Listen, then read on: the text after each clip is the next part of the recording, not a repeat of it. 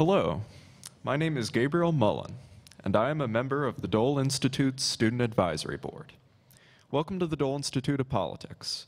The Dole Student Advisory Board is comprised of KU students committed to the bipartisan mission of the Dole Institute. Members of the SAB receive many great opportunities. If you are a student and would like to join, please contact the Dole Institute. We would like to encourage each of you to get special benefits and support the Dole Institute by becoming a friend of the Dole Institute. If you enjoy this evening's program, please let us know by contacting us on Facebook, Twitter, or through our website email. Hearing assistance is available, and we have a loop seating section at each program designated by a sign. If you have any questions about the loop, or if at any time during the program you have difficulty hearing, please alert one of our staff members or student volunteers. Before we begin tonight, I'd like to remind you to please turn off your cell phones. After the interview, we will have some time for audience questions and answers. If you have a question, please raise your hand, and a student helper with a microphone will come to you. Please stand if you are able and ask just one brief question. And now, please welcome Dr. Barbara Ballard.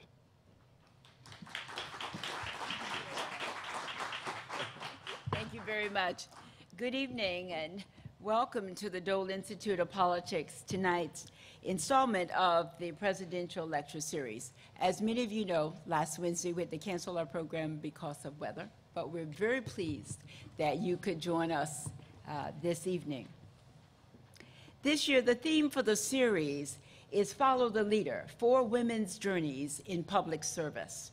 The Dole Institute would like to thank KU professors Mary Banwart and Shannon Portillo, who will facilitate the sessions. Director Bill Lacey asked Mary and Shannon to develop and assist with this year's series, and they have done a fantastic job. Tonight's interview will be conducted by Dr. Mary Banwart.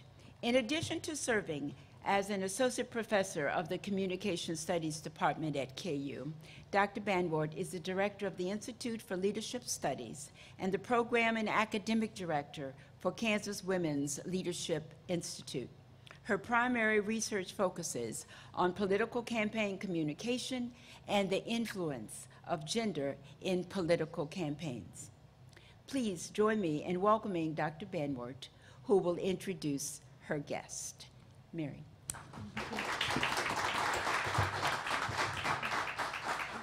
Well, we are delighted to have Christina back home in the Dole Institute of Politics. Christina, you've been in my seat before, but not yet in your seat. Is that correct? Yes. Yeah. So definitely the interviewer, now the interviewee. So thank you again for launching our series on women's leadership in public service. To get things started, though, let's talk a little bit about your trajectory. So thinking back, you're in Colby, Kansas, right? Mm-hmm. You're 5 years old. Yes. What did you want to be when you were 5, and how did you end up in public service? So I wanted to be a ballerina, very cliche, honestly, a ballerina and then a vet, which I think every child cycles through just about. So wanted to be those things for quite a while. And then, I was thinking about really what did I want to be when I grew up, when I was in middle school and high school. And thinking about it, I was so focused on just what I was doing, tasks at hand, activities I was involved with, seeing my friends, seeing my family. I can honestly say I don't think I had any idea until I was probably like 3 years through college, where I was like, oh, I think I kind of have an idea. But I did know that I wanted to, and I didn't think I knew how to articulate it, but I think I did know that I wanted to do public good. I wanted to be out in the community. I wanted to, make the world a better place. I don't know if I would have said it that way, but I was just really interested and always having, people around me and making them happy, making their lives better. I was involved in things like debate, forensics. I was not very good at debate, but it really got me thinking about politics and policy. And then my parents were both, and again, I didn't really even realize this until I got a lot older and was in school, but both of my parents work in public service. My mom is an educational administrator And she always talked about the impact of policy and administration and how it had an impact on the job that she did and the services that folks that she worked with were able to receive. And my dad was the airport manager. He worked for the city municipal government, and I didn't even really realize before I started my Master's of Public Administration, like, oh, my dad works for municipal government. And so I think I just grew up around a family that valued service. And I was a bit of a nerd, so I just like things like policy and politics. I thought it was cool. I'm also an extrovert. And so I know that this series is about leadership. And honestly, like it's not very humble of me to say this, but like I am in a way, I've always found myself to be somewhat of a leader and wanting to lead or wanting to take on roles or help facilitate things. But one thing that I've also learned is how to help lift up other leaders too. And so I think coming into college, someone said, hey, you should look at KU's strategic communication program because you like to talk a lot and you're not bad at writing. You should look at it. And I basically said, like, I will look at it. And then I did, and I was pretty set from there. I loved the program, but I also considered public administration in undergrad as well. But the journalism school got me for that. But here I am in the Master's of Public Administration program now. So great. That's kind of what my trajectory looked like coming into college. But it was still a lot of just, you know, thinking about what am I passionate right now. I've always been really involved in extracurricular activities. And so thinking about, like, what did I actually want to be didn't really happen for me until probably my senior year. And when I really settled on, like, no, I need to work in the public sector and be working for others around me. Well, and you had some educational experiences and opportunities once you got to college that really made a difference. Yeah, as absolutely. well in shaping this trajectory, correct? So this next portion is going to sound like an advertisement. So many of you here I know because we became friends, or I got to know you through the Dole Institute of Politics. Starting back when I was in high school, again, nerd, like I talked about policy a lot, even though I honestly, looking back, I know I didn't know a lot about policy, like nothing zip, zilch, but I knew how to like say a speech a little bit and kind of talk about like healthcare, which isn't something that a lot of high schoolers talk about, so I was like, smart. Anyhow, so I was always interested in kind of politics and policy, and someone said, she's a good family friend, to my mom, well, when Christina goes to KU, she needs to check out the Dole Institute. My daughter, Clarissa, she was super involved in the Dole Institute. I know many of you are nodding because you know Clarissa as well. You know, you need to check it out. And so I also applied for a scholarship program called the Dole Scholars Program, and I received that scholarship. And as a Dole Scholar, you have the opportunity to come to the Dole Institute before you're starting your freshman year. And at this point, I did know that I was going to KU, and I had heard of the Dole Institute and was like interested. But we got to come to this luncheon. And so at this luncheon, immediately, of the hundreds of folks that were there, you know, family members, other scholarship recipients, other alumni of the Dole Institute and staff, they sat me with Director Bill Lacey. And pretty much from there, I found my it for college, my thing that I was going to be involved in and passionate about and give my all to. Because just talking to Director Bill Lacey and then, you know, meeting other folks that were sitting around me from all across the state, you know, also dedicated to giving back to, you know, society as a whole, I was like, yeah, this is a pretty good place. So I got involved. It's the first club that I visited when, you know, you're a freshman and you're kind of like checking out the smorgasbord of organizations and clubs to get involved in.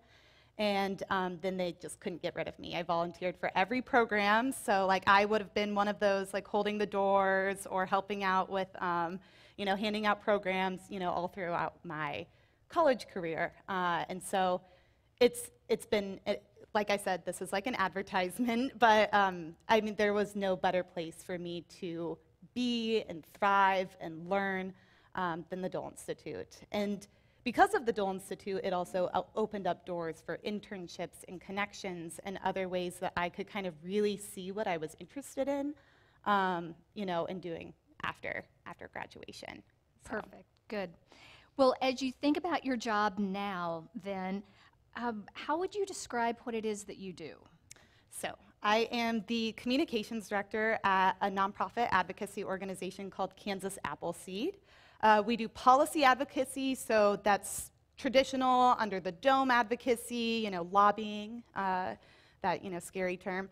But we also do policy implementation advocacy. So that looks like us going out into communities and sharing information and raising awareness around policies that exist or programs that exist, but may not be being implemented in communities across Kansas. And so actually, before I became communications director at Kansas Appleseed, the first job that I had, full-time job that I had, was as a summer meals advocate for Kansas Appleseed. And so that program, what I did with that program is the summer food service program.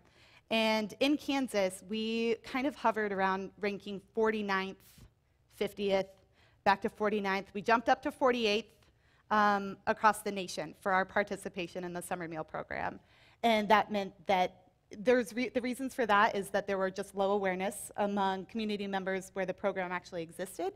But also in 2013, I believe there were over 40 counties that didn't have a summer meal program whatsoever. So when kids were out of school, they didn't necessarily have access to the nutritious meals that they would receive during the school year, especially those that benefited for the free or reduced price lunch program. And so I work across the state to kind of cold calling a lot of superintendents, a lot of rec departments, a lot of churches, seeing if there's anybody in various communities who is interested in starting this program and being able to provide part of a safety net for kids throughout communities in Kansas. So that's how I actually got involved at Kansas Appleseed. And then I came on as our communications director in June of last year. And so now to actually answer your question, what does that look like? So we're still figuring it out. I'm our first communications director we've ever had. And so it's a lot of me figuring things out, taking my education as a strategic communications major, and then actually applying it, but also applying it in the nonprofit advocacy field. The strategic communications department is phenomenal, but so much of the nuance and things that you have to bring when you're working in-house at a nonprofit, that's not something we talked about in class all the time. I mean, most folks go to advertising agencies, PR firms. I don't know a lot of people who work for nonprofits, and especially small nonprofits that do kind of some wonky policy work that's not the sexiest thing to market all the time. And so what my goal is at Kansas Appleseed is to take the issues that we work on, whether it's child welfare, juvenile justice, anti-hunger work, take those issues and make people feel something about them, make them care. Because if people care, like not only legislators, but also the general public, folks that are directly impacted by the work that we do, that will make us effective. And if we're effective, hopefully we can, have a better state. Our mission is to build a more thriving, inclusive, and just state, and that's what I want to see and help work toward.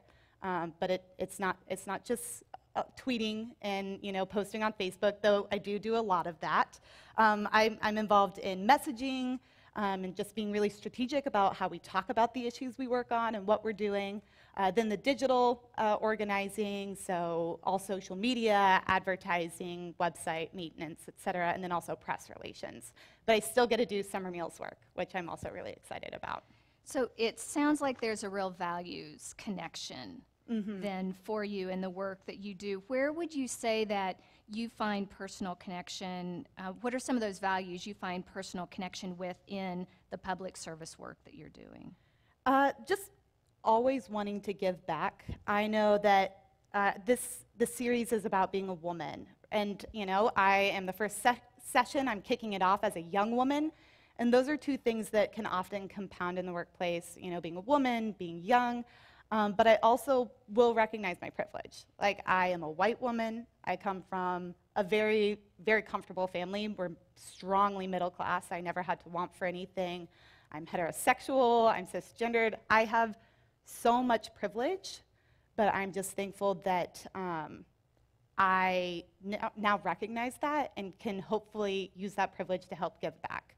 I'm still learning, I'm still, growing, but I want to just be able to give back, and I think that that's one of the things I hold most dear. I also hold a lot of anxiety, am I doing enough? Am I making enough of a difference? And so that can be tough sometimes too. So, especially, when you work many hours and you're kind of always thinking, but is it enough? Because there's a lot of injustice in the world. And so that's the biggest value that I feel like I have, or that kind of drives me, is just, are you doing enough? Are you giving back? And is it having an impact, on society? Yeah, you've really set up a great transition to what my next question was going to be, which was about how gender has really shaped your experience in public service, and to what extent it's shaped, would you say, your career? I think it's had a very significant impact on how I value myself, how I envision myself, or how I envisioned myself as I was growing older and what I thought I could do or be. Now, I am really lucky. My mom is an administrator. My mom is very steadfast. She's very determined. She is driven. And so I was able to look up to her. She has been a mentor of mine, just as many other folks in this room have also been mentors of mine. And so I was lucky that I had a really positive female role model always growing up. And she's still, maybe she might even be watching the live stream right now, and she's probably rolling her eyes because we don't give that many compliments to each other. But yeah, but I don't think that I'd be the person I am. And this sounds so hokey and so corny, I know, without her. And without my grandmothers, who were always working, always giving back, and always talking to me about the importance of just being selfless. So that, having really strong female role models and mentors, has definitely shaped how I envision myself. But also, I doubt myself all the time. There's not a day, there's probably not an hour that goes by where I don't think, man, I'm not that great. Or, that could have been better. Or, do I really know what I'm doing? And I think that that's, good. It's good to really think about yourself. I know that this session I'm talking a lot about how great I am, but really to have that humbleness, I think, is very important. But there's also statistically a confidence gap between men and women, and I feel that every single day. Even though I know that I am bright and I'm smart and capable, I have self-doubt. That I know that many men, thousands, millions of men, have never felt and won't ever feel, because they've never had to walk through that barrier of walking into a room and having assumptions about my ability to take charge, my ability to lead, my ability to articulate myself. That's not doubted for men the way that it's doubted or put upon women. And so I think, everything that we hear about women having to work twice as hard to really assert themselves and make sure that their voices are heard is absolutely true. Even in environments where I always felt comfortable, I have had times where I may say something and then my coworker, not in my current work situation, but especially when I was a student, my coworker, okay, I'll give an actual anecdote. I didn't want to call it out, but at the Dole Institute even, where students at the end of programs, we would walk around with mics. It was really simple, program. We did this every single time that we ever had an event. And students would walk around with mics for the Q&A, and there was a very strict rule, so this is a trade secret, but you're not supposed to let go of your mic when people are asking their questions, because that means that they take the mic and then they might talk for 20 minutes.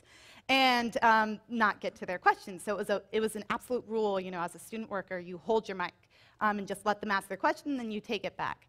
And I was doing this. It was a pretty well-attended program, I would say. It was, the room was packed. It was a pretty high-profile speaker. And there's a question, and what you do is you'd walk up to someone, and you make eye contact with Bill, or whoever the moderator was. In this case, it was Bill. And then you'd nod, and then you'd go over to your person, and you'd hold that mic, and let them ask their question, and then you bring it back. And this gentleman treated me with such disrespect that I wouldn't give him the mic. And it wasn't just like, oh, you're being rude, you're not giving me the mic. He like scowled at me and then kind of made it very awkward where he didn't really, he was like, it's fine, basically. Like, he didn't want to ask his question. And then a really good friend of mine, who is a male, later on goes and does the exact same thing. Followed the rules, held the mic, and guy asked his question, Bill answered his question, or the speaker, I was kind of not really paying attention to the question or the answer at this time because I was absolutely livid. And that's just one example that I was young. I think I was maybe like a freshman still. And I was like, oh, okay, this is the real deal. It was so obvious to me that I was being treated differently, not because I asserted myself any differently, but because I was a woman. I had no right to hold that mic and not let this gentleman take the mic out of my hand. And that's one specific thing I've had happen to me. There have been times where I've been in certain situations, maybe at conferences or out in different communities or working or whatever, where folks will say, hey, pretty lady, or like, oh, well, come on over, or like nothing drastically demeaning or anything like that, but just something that they would never say to a man in a leadership position. And so that I feel every single day. Not every single day, sorry. I feel that, and it resonates with me. Luckily, I'm in a situation right now where I feel pretty comfortable. Sometimes I get a little too comfortable because a lot of my wonderful coworkers were coworkers with me at the Dole Institute when we were students, and so they're my friends. But that's one very specific instance. I also, am very attuned to that because one of the internships I had while I was an undergrad was at the Barbara Lee Family Foundation, which works to put the spotlight on the inequities of women in politics, and they work toward parity for women in politics. And again, shout out to the Dole Institute, because I would have never made that connection had the executive director at the time, Adrian Kimmel, not come and spoke for the presidential lecture series a few years ago. But, it's something we talked about things, and kind of working at that internship, I learned things that I never really was able to put a finger on when I thought about women in politics or why there was such a gap. I know women have, we have an extra burden as leaders to also be likable, and I don't know when we're going to be able to move past that. I mean, there are, I think, 5 viable female candidates, maybe, plus, and already I've seen tweets, I've seen Facebook, I've seen, heard comments about how unlikable all of them are in some way, shape, or form. And I'm not talking about people commenting on their policies. I'm talking about folks on my feed talking about how they're not very likable. Nobody would want to grab a beer with them, etc. And so I know that women have that extra burden to not only know what they're talking about, execute things just as well as anybody else, but also smile while doing it. So, Good point. So as you think about women your age, maybe early in their professional career, maybe even haven't graduated yet from college, but they feel that same confidence gap, that's very real for them, or the imposter phenomenon, depending on how you want to label that. Now that you are where you are, knowing what you know, what is a piece of advice you might reach back and give women who are struggling with that, who aren't quite where you're at yet? I've read this somewhere. I'm not going to take credit for it, though it is really beautiful, but don't dim your light. I heard that. I think I might have been listening to the radio, and I don't think they were even talking about women, but just there was a person in general, and someone told them not to dim their light. And I think that as a woman or anyone in general, no matter how, there's going to be times where you fail, or I mean, there definitely have been where in my roles, even if I'm doing a great job, I will do something stupid or fail or not execute, and I put a lot of pressure on myself to have everything be perfect. And when everything's not perfect, and even especially when you're kind of called out for that, or not even kind of, but blatantly like, hey, you need to, get some things together, that can make you really feel awful and it can make you feel like, nope, all of that doubt, valid. You know, every insecurity I've ever felt about my ability to execute anything, valid. But I would just say, don't ever dim your light. You know, don't ever walk into a meeting space and think, okay, well, I may not have the most knowledge here, I may not have the most experience here. If you have an idea and you know your idea is valid and could work, say it, and say it with confidence. And if some guy who's sitting at the boardroom table or something like that takes that idea or repeats that idea and then gets acknowledged for it when your idea didn't get acknowledged, call that out, because that's not right and happens all the time. And so that, I mean, but the biggest one, something that I take into account, because again, I work with friends, people I've known since my freshman year of college. And sometimes I'm like, I don't know, I'm not like, that's not my area of expertise. And then I think like, oh wait, no, I think I have an idea. I'm gonna say it, and then we're gonna talk about it, and we're going to make this thing, this product, our work, better. So always, always, always just, you know, again, to reiterate, I am a messaging and marketing professional, so I like to repeat things. Don't dim your light, but then also, seek out a mentor. I can probably name 5 or 6 people that I can consider mentors. Some of them are formal mentors. So I'm call out Kay Breda. She was assigned to me through a mentorship program at the Dole Institute.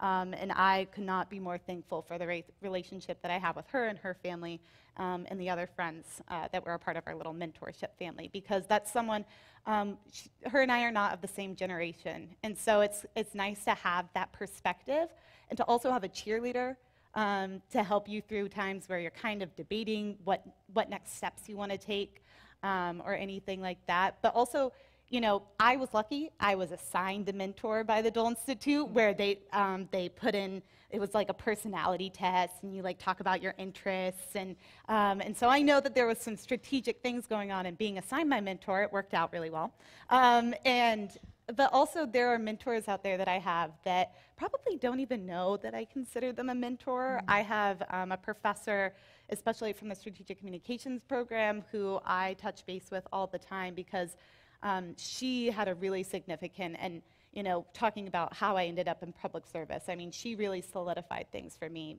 because for our capstone program, we had a federally qualified health center, which is a safety net clinic, and something I'd never heard of. And getting to work on that project and seeing her passion for working to decrease disparities within healthcare, I was like, I need to do this. You know, I was kind of thinking, I was inching toward graduation, and I was like, I might go to an agency. That'd be fun. I haven't seen Mad Men, but like, it's pretty cool. And you know, I could do advertising. I'm creative. I could do PR. Like, I'm gonna wear heels and just like bop around an office, right? And basically, being in that, not a lot of office experience at that time. I now know that that's not how it goes at most places. Nobody's bopping around. We're just in desks, sitting. I requested a beanbag chair, but it hasn't come to fruition yet.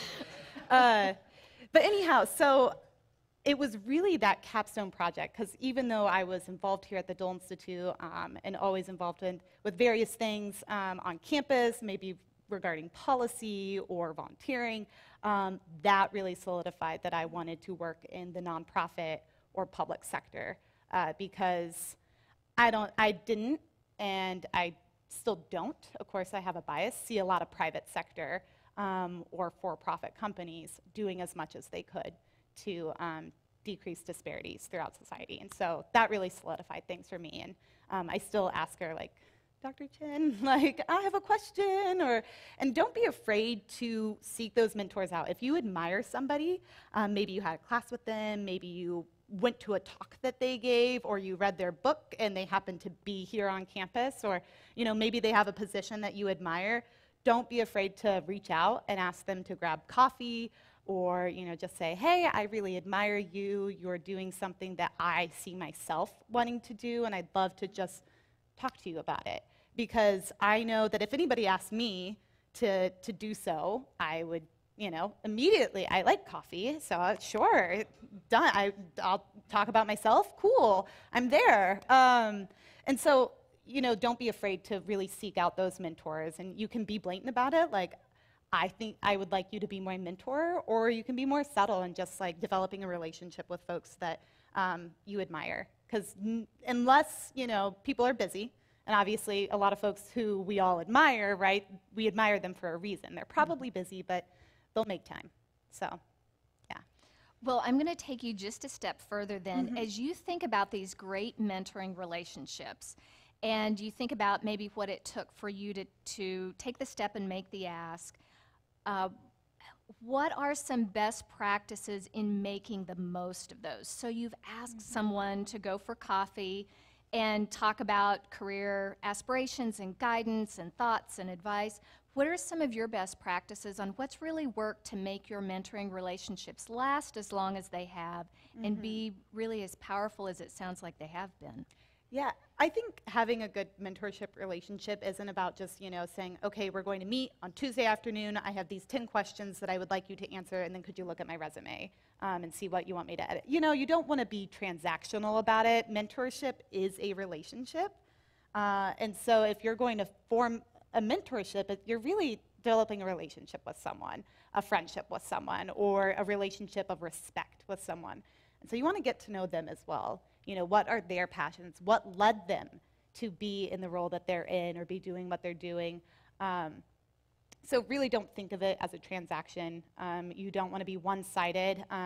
Even if people are really excited to be your mentor, excited to be asked to coffee because they're admired by someone, they're putting forth labor to help you out. They're giving advice, they're giving you your time, and that's very valuable. And so even if you're younger and you're like, well, I can't really, I might be able to buy your coffee, but that might be it, especially when you're still in school, right? Like, it can feel a little bit like, ooh, like, what are they getting out of this? But a lot of the time, you become friends, and they get hopefully they get something out of it too. And so, in just that relationship. And if you seek out a mentor, and because you admire who they are and what they're doing and the work that they've put forth, and you ask them all these questions, and y'all aren't vibing, then that's that. Like, they answered some questions, you may still be able to forge on, but also maybe that's not the close mentorship relationship that you deserve, or that would be the best for either of you. So there's many folks out there, like I said, I probably have 5 or 6 folks that I consider mentors and constantly seek advice from, and have grown from. But I mean, not everybody out there who is doing something that you love and admire may spark that mentorship connection with you. But yeah, that would be my advice. And so what is your philosophy then on giving back? You've been the mentee, so to speak. When do you become the mentor?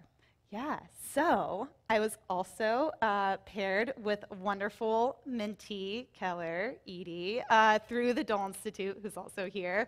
Hopefully Keller thinks I was an all right mentor. And again, maybe being young too, I kind of was like, yeah, I'll be a mentor when the Dole Institute asked me. Then I was like, wait, like I don't have any advice because I am 23. I was at the time. I'm, a whole 2 years older than that now.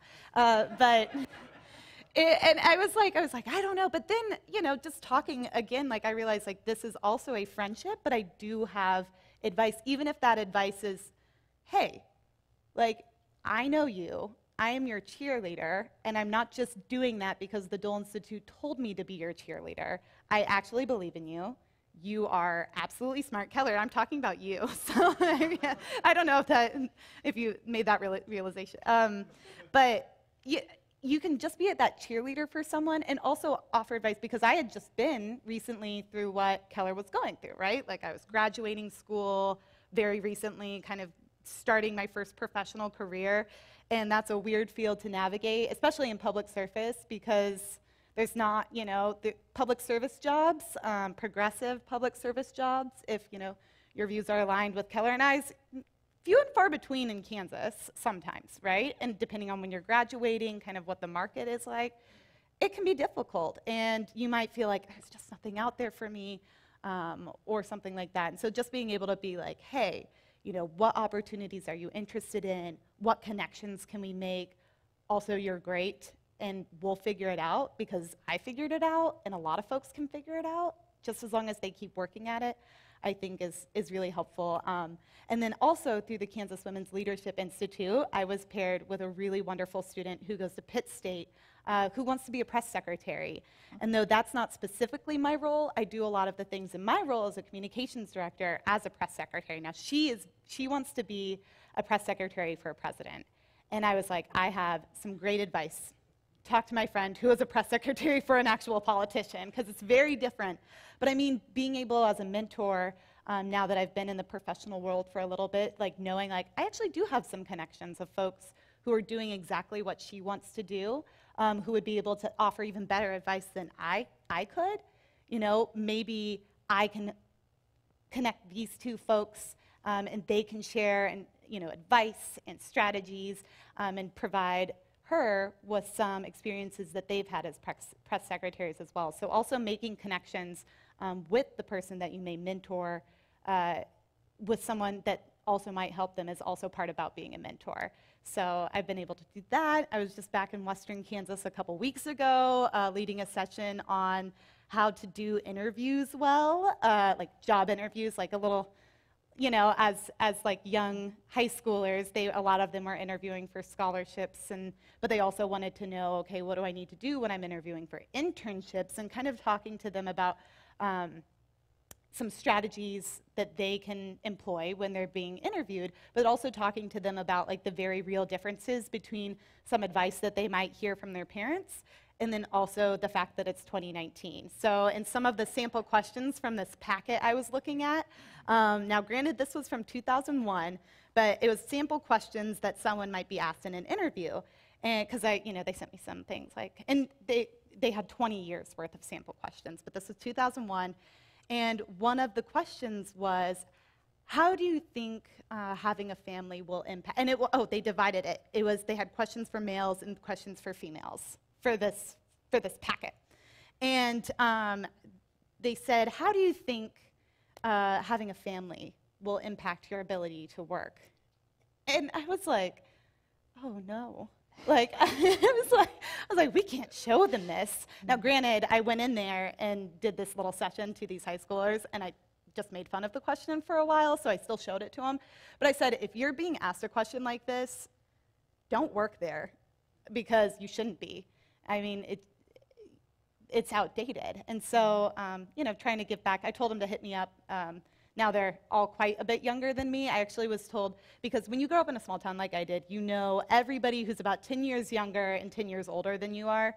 And so they kind of know who I am, and I kind of know who they are. And I was like, oh, just message me. And they're like, oh, on what? And I was like, you can find me on Facebook. And they were like, oh, we don't use that. And so I was like, all right, well, I'm around. So yeah, I've been trying to give back, and also like now that I have some work experience, but I'm still recently removed from college. I think, can you hear me okay? Oh, okay, sorry, my mic. Yeah, recently removed from college, I also have that unique perspective that I can say, hey, I recently did this. I don't think things have changed that much, and so let's help figure things out together. So, well, one final question around mentoring, and you've kind of just touched on it, but I want to go on ahead and ask it a little bit more directly. What is the power of women mentoring women that you have experienced in your life? Not that men can't mentor women and women can't mentor men, but research tells us there's something really special when women mentor women. Right. What's that been like for I you? think there's actually it's been proven that when people pair off with their mentors, men tend to mentor men and women tend to mentor women. I was actually doing some research to see if I had some statistics to throw out there. I don't off the top of my head because the numbers just left my brain. But I know that statistically even men mentor men and women tend to mentor women. And I would say, seek out a mentor who that will be able to understand your experiences. Now, that means that they might look like you, they may identify the same way as you, it may not, but find someone who can understand your experiences. And a lot of the time, for myself, that is women. That's women who, even, may have similar personality traits like me, who understand, like, okay, you're an extroverted person, like, you probably need to be around people, so, like, let's take this into account when you're looking at your career or where you want to take your life. And all of my major mentors have been women. And so I think it's just been a natural thing for me to admire them, because I know that their experiences, though different than mine, are similar in many, many ways, whether they work in communications or policy, or have just been in the community that I also live in. And it's been really impactful, because I can see myself in them in some ways, and then I hope they can also just see me and understand my experiences and what I might be going through as another woman. Because like I said, being a young woman in public service, my gender and my age can sometimes compound to create this slew of anxiety of, I'm not good enough, am I really that smart? There's all kinds of statistics that just show that women, we feel like imposters sometimes just because we have that confidence gap. That's absolutely unreasonable and unnecessary, but it exists. And so just having those cheerleaders for me who understand my experience has been really, really impactful. Good. So final pieces of advice. You've talked about the importance of mentoring. You've talked a little bit about networking too. Final pieces of advice for women who are maybe early in their career stages in public service and or aspiring to enter public service and or nonprofit work and leadership in that arena. Final pieces of advice. Yeah, I would say, again, if you see someone that you admire or that is in a field that you are interested in, don't be afraid to reach out. Ask them for advice, to grab coffee, or, maybe they don't even live here or don't have the ability to grab coffee. Like, see if you can call them or just email back and forth. So mentorship and seeking out those mentors, people you admire, definitely do that. Also networking. I cannot stress networking enough. Now, I know that though may be a lot for folks who may be more introverted than I am. Networking isn't like going to a mixer and like holding out your hand and saying, hi, how are you, to everybody that you meet. Like, no, it's developing relationships with folks that are like-minded or have advice for you or connections in areas that you're interested in. I know that I am smart and talented and sometimes fun. I'm great. Like, I think I'm a catch. But I don't think any of the positions I've ever had, internships, and my now actual career, I wouldn't have ever had them had I not had a connection, or maybe been able to say, hey, like, do you know someone at this place, or been able to forge a relationship with someone who may know someone at that organization or at that agency or something like that. It's all been through networking, because there are a lot of people out there, and a lot of talented people, a lot of educated people, and you're probably better than they are, but there's a lot of things people have to weed through when they're looking at resumes and cover letters. And so being able to lean on someone to say, hey, can you also vouch for me? You kind of have a semi-connection at this organization I'm interested in, or you know someone who works at that organization I'm interested in.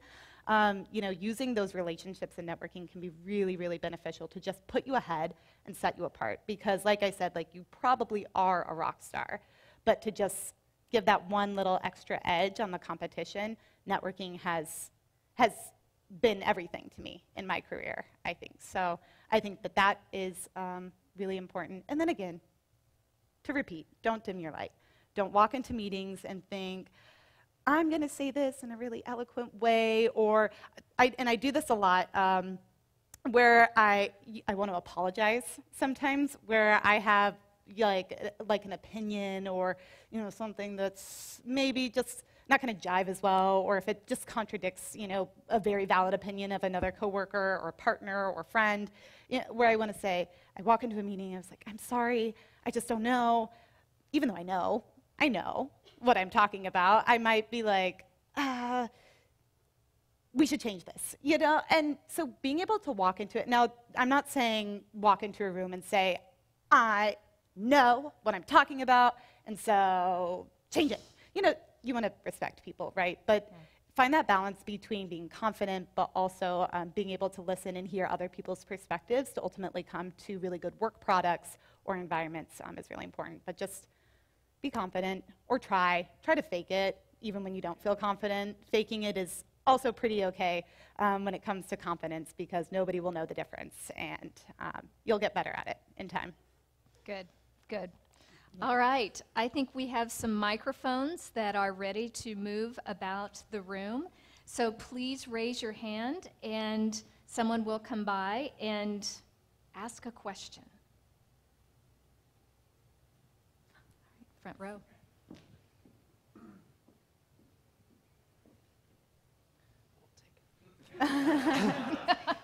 I just wanted to ask a question real quick to highlight the quality of the mentorship that you've provided me. I don't know if you remember back in March of 2018, I think it was around then, I was pressing you for advice on how to find work after graduating and looking at the campaign field and stuff like that. I'm just curious, do you remember what you recommended that I do when I asked you that? I believe I told you to be an opportunist and to also start talking to people you know. Like, you knew people at campaigns, you knew people working for the party, you knew folks. And I said, start asking for things and start finding inroads. And then also be an opportunist, which I don't know if I mentioned that, but be an opportunist too. You know, some of the opportunities when you're looking for internships, et cetera, you know, be really adamant about applying to things. Because I know I didn't get everything internship I ever applied for, even if I did have somewhat of an in or something like that. So being an opportunist is really important. But I think that's what I told you. And then also, you were talking about potential environments of different spaces and offices, I believe, for, you know, different campaigns, et cetera. And I was like, which one sounds more fun? And that I think this is somewhat what the conversation went like. You can shake your head and be like, that was somebody else, if this is but I think I talked to you about also going toward an environment that you thought would be better or more healthy or more productive for you, and would maybe have a better outcome in the end, or would lead to better things. So. Oh. Oh, really? Oh my gosh, yeah, I did. I think I told you to work for the Laura Kelly campaign. Yeah. I know. I'm showing all my colors tonight, but yeah. Sorry, yeah. And I did, and she did okay. She did. Yeah. Yeah. I was like, you know, this sounds like a good campaign to look into. I can also vouch again, and now I don't know that but I knew some folks already working on that campaign, and I knew that they were amazing, and so, yeah, that's right, yeah. Networking. Mm-hmm. Yeah. All right, other questions? Right here. Oh, do I get to hold it? Yeah. Ooh, okay. We're going crazy tonight, yeah. I promise no 20-minute questions. I'm Rosemary O'Leary. I'm the director of the KU School of Public Affairs and Administration. Three things. First of all, nice job, both of you. I really enjoyed your presentation and your discussion and dialogue. Number two, Christina, I want you to run for governor of Kansas. I think you would be awesome. I see you as a future governor. Not now, but in the future, 20 years from now, I can definitely see you doing that. Wow. And thirdly, you mentioned Masters of Public Administration, and we offer that MPA as well as the undergraduate degree. When I was in my 20s, I didn't even know what an MPA was. And so can you tell us a little bit about that degree and how that meshes with your interest in public service and doing good? First off, I'm just going to throw a compliment back at you. So, Dr. O'Leary, I haven't had your class yet, and I don't know if we've formally met, but I'm a big fan. You were one of the first books that I was assigned in my first MPA class about guerrilla government. For everybody who doesn't know, Rosemary O'Leary is like world famous for the field of public administration, so I'll stop making you uncomfortable now. The public administration program. So I am on the career track public administration master's program, and it's all about public service. I know KU has wonderful faculty. I was always interested in kind of that administrative public sector. My mom actually told me before I went into strategic communications, like, what about public admin? And I was like, ooh, that's at the Edwards campus. I was like, and then I was like, strategic communications sounds like military. And that really was a thought process. I didn't think about a lot of things before I just like jumped right in. I'm not answering your question very well, though. I wanted to pursue, after I came back to Lawrence and started working for Kansas Appleseed, I knew immediately that I did want to pursue a master's in public administration because I'm interested in nonprofit administration as well as effective, efficient government that also is advancing equity. So I know, and especially from being in the public administration program, I have learned so much about organizational management and efficiency and culture. They have really great graduate certificate programs if you want to look at them. I'm working toward performance management. I've learned so much about how organizations can run and how they do run and how they can be better. And so that's why I pursued the public administration program. There's also, if you're interested in city or municipal government, KU's #1 for city management. So, I mean, there was just so many reasons that told me if you don't pursue this master's at KU right now, you're going to regret it. And I know that I absolutely would. I tell people sometimes, they're like, what are your hobbies? I was like, I'm in school. And they're like, you need to get a different one, you know, that's business. And I'm like, no, because I really do consider my classes with the KU public administration program to be very fun. Now, sure, there's a lot of Tuesday nights where I'm like, should have done this Saturday, where I'm up really late working on an assignment or a discussion board post, but I've learned so much about just being effective within organizations, while also maybe even learning strategies to change organizations or bureaucracies for the better. It's been really wonderful. So I could not endorse it enough. So, yeah. Hi, Christina. My name is Dave Doman, and I'm very glad I fought the weather tonight to come hear you. You're a very poised individual, seem very directed and confident. And my question is, do you have a written mission or vision statement? For myself? That helps drive yourself. And if you don't, what is your 30-second elevator speech if someone asks you what your direction is? Don't mess up. I think it's like how I wake up every morning. But no, I should come up with something better than that. And I probably can't steal our organizations, which is to build a more thriving, inclusive, and just Kansas. So that's off the table. Not messing up, part of it, but maybe like doesn't need to be a top-line message. Gosh, that's a good question. I would say, and again, remember I worked and my background is in communications and marketing, so for you to tell me to come up with a message in 30 seconds is like an impossible task for me. These are things I think about for hours. But I would say, am I doing better for the people I care about? And if not, how can I? And so, you know, and the people I care about may be my immediate friends and family. It may be the Lawrence community. It may be Kansas. You know, am I doing better for those around me or those who are, especially are marginalized? Okay. Yeah. So, and then also, yeah, don't mess up. Avoid that. So. Other questions?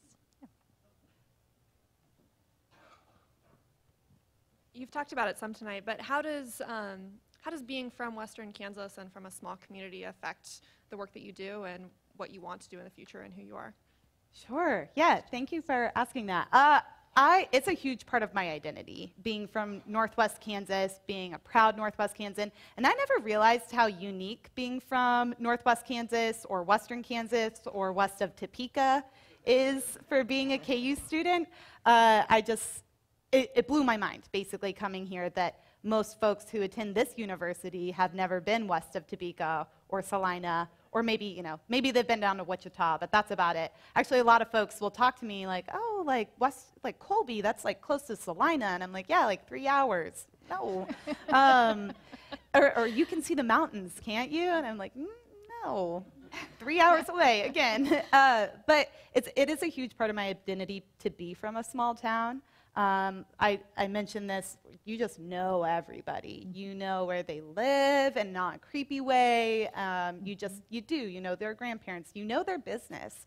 And I think kind of that self-awareness growing up in a small town about how my actions reflect on not only me, but also my mom and dad who live in this community, my grandparents and who live in this community, and all are, again, very prominent, or, folks' names and everything about them. I think that does come back to just like some of my self-awareness and like wanting to always produce really good work because I don't want to let them down, right? And I think that still relates to me being here at KU or in Lawrence. When I came to KU, I really did think, I was like, I'm going to come to Canvas, and I can be like I never was before, because in Colby, and also I generally think I'm a nice person, but you don't want to tick anybody off because everybody knows you. You will see them at Dillon's, and then you'll go to Walmart, and you'll see them at Walmart, and then you might go see a movie at one of the 2 screens in our town,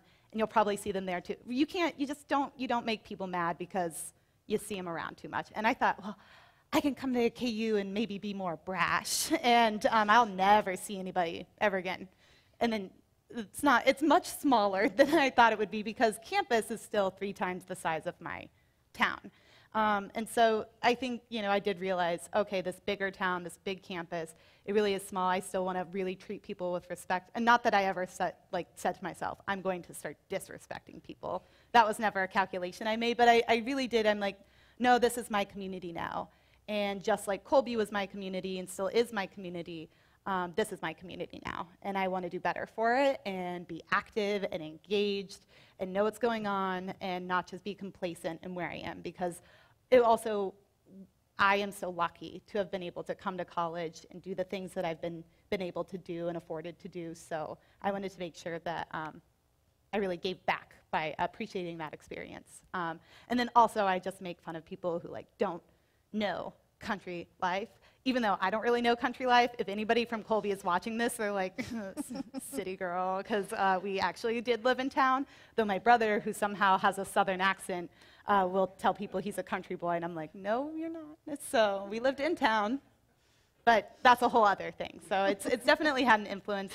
And then in the work I do with Kansas Appleseed, we are a statewide organization. Sure, we do policy advocacy, but we try to be statewide, which means we host forums and events and do outreach to folks throughout Kansas, central Kansas, southeast Kansas, southwest, and northwest Kansas. And so being able to come in communities and lead meetings, or call up superintendents in very rural communities, way more rural than Colby ever was or will be, and say, hey, have you ever heard of this federal program?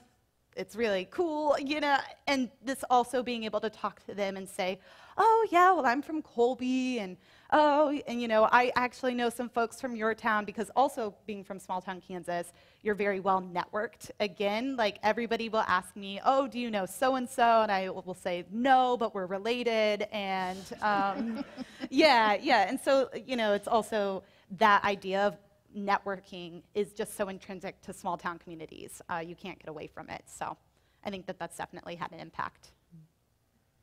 Yeah. Any other questions? We can talk about what shows I've been watching. Question in the back. Oh, yeah. You mentioned going to events when you were an undergraduate. How did you prioritize conflicting events that have seemingly equal value? Well, Dole Institute events always had priority because I worked here and I loved them. And then going to events, there were always a lot. There was something every night. And sometimes, though, I did make the calculation. Now, I probably went to a couple events each week, but some nights you got to stay home. You got to do homework or just watch Netflix or something and do some self-care. But luckily, if you're ever conflicted between a Dole Institute event and another event, now I'm saying you should come here, but Dole Institute streams their events, and so do many other programs on campus. But also, I would really seek out things that interested me and topics that interested me. So I know the Hall Center does amazing lecture series that I absolutely love, or SUA, and so really just kind of keep my ears open and see what nights I had available, and I'd see if I could get someone to go with me, and if not, whatever. You know, I had a lot of fun because there's always something going on campus and a lot of things to do. And so there would also be places that would host events, and I'd be like, oh, this club, they've been on my radar, I'll check out this event, and I might go and I might be like, not for me. And you know, but I didn't really miss anything because they were all free. And so luckily I didn't have to do too much prioritizing between events, but I mean, if there was ever something that interested me more than another one, you know, I'd go to the one that would interest me, even if it sounded a little bit more niche or I couldn't get anybody to go with me. Like, there's a lot of events on campus where, you know, SUA might be bringing in like a superstar, and then, you know, there might be some academic who does a very niche policy talk on campus, just like in the basement of the union or something like that, and I'd be like, anybody want to go? And people would be like, no. And so, you know, but don't be afraid. And also, if you're not involved at the Dole Institute and you're interested in events, are you involved at the Dole Institute? Oh, okay, never mind. I was going to say, you should get involved, but I think you're good. So, yeah. Any other questions tonight? Well, let's thank Christina for being with us tonight. Thank you.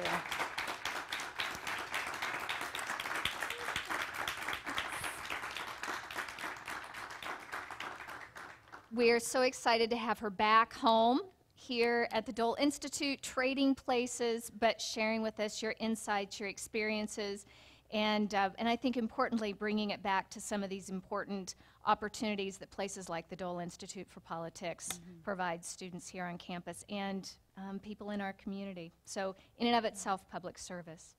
Thank you all. Please have a safe ride home tonight. Watch the weather and come back tomorrow night for our second speaker in our series. Dr. Portillo will be interviewing our guest tomorrow night. So plan to be here. We won't give any spoiler alerts. You'll just need to be here. It will be good. So thank you again for coming. Thank you, Christina. Thank you, and thank you, Dr. Portillo, too. Yeah.